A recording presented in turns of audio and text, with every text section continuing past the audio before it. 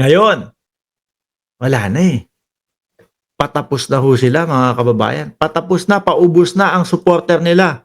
Kaya yung panawagan nila, magsama-sama. O, yung ginagawa nilang paggamit sa dating Pangulo, paulit-ulit na naratibo na, bring him home, bring him home. Yung mga pagganon-ganon ho nila, mga kababayan. Wala na, hindi na kumakagat sa mamamayang Pilipino.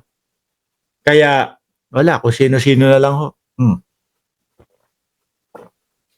Kailangan makasyam na boto si Inday Sara Duterte para hindi ma-impeach. Diba? O kaya ngayon ang ginagawa nila, yung mga pumapasok mangilan-ngilan, no?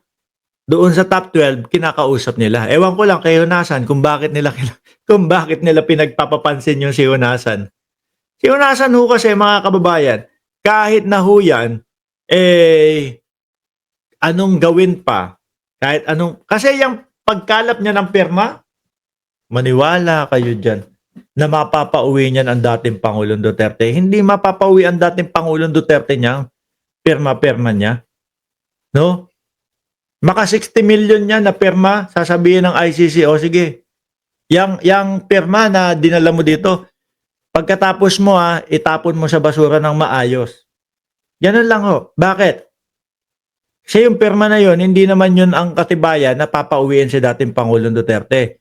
Nakabase ho lahat sa ebidensya, sa mga sasabihin ho ng mga depensa ni Pangulong Duterte, sa mga sasabihin ng mga witness. Lahat ho yun doon nakadepensa. Hindi nakadepensa kung saan-saan yung mga yan. Ngayon, ang magiging, kumbaga, ano na lang nila dito, ano tawag dito, magiging kawala na lang nila dito, yung makakawala doon sa impeachment ni Inday Sara Duterte. Kaya ho nangangalap nung mga senador na maaaring magligtas sa kanya. Kasi ako ho naniniwala, doon po sa pagpapaliwanag nila, malabo na ho yun. Malabo na po yun. Bakit? Sa Kongreso nga hindi maipaliwanag.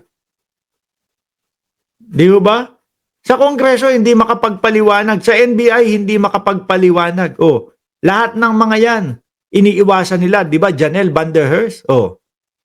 Sabi ni Janelle, mga kababayan, nasa kamay natin ang hustisya. Huwag bumoto ng DDS o pro-China o pro-Duterte na kandidato para magtuloy-tuloy ang magandang nasimulan ni PBBM admin. Di ba, mga bossy? Sabi dito, black voting ang susi, no? Iisa ang boto, iisa ang direksyon. Iisa ang layunin, ipagpatuloy ang sinimulan ni Pangulong Duterte. Ano yun, Tokhang? Yung build. Yung build. Maganda daw yun yung build. Aba, ang naipangako daw sa sambayan ng Pilipino ng build is 120 plus na mga maitatayo. Alam nyo ba, 12 lang yung naitayo doon? 12 lang. Sa 100 mahigit na ipinangako sa build. 12 lang ang natapos doon. Fake news pa nga ako Bakit? Ang sinasabi ko nung mga nakaraan, 13. Tapos nung chinek namin doon sa Big 5, 12 lang pala. Yung alin, yun yung mga itutuloy. Yung Tokhang, no? Yung kapag yung suspect pa lang, bubuyuin na manlaban.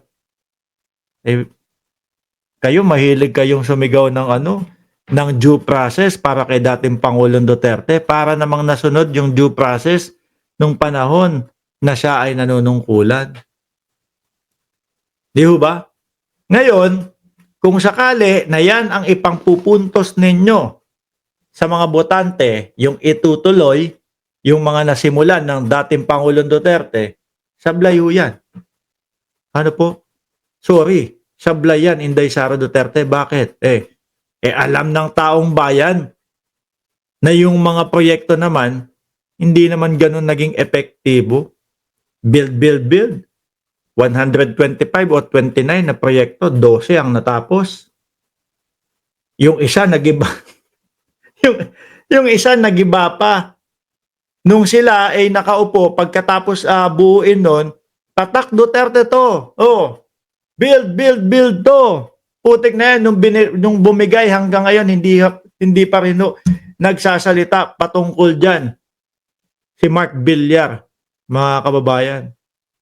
12 na lang, may gumuho pa. Oh. Kung yan ang ipangangalandakan na itutuloy, yung mga proyekto ng dating Pangulong Duterte, sasabihin ng tao, ay, ganyan din gagawin nyo. O sige, okay na. Okay na kami sa gobyerno ni Pangulong Bongbong Marcos. Di ba, mga kababayan? O paano, magpapaalam muna ako sa inyo. Mamayang gabi ulit, naka-live tayo. Maraming salamat muna. And God bless po. At huwag niyong kalimutan na mag-like, mag-subscribe, and mag-share dito po sa ating YouTube channel. Maraming salamat and God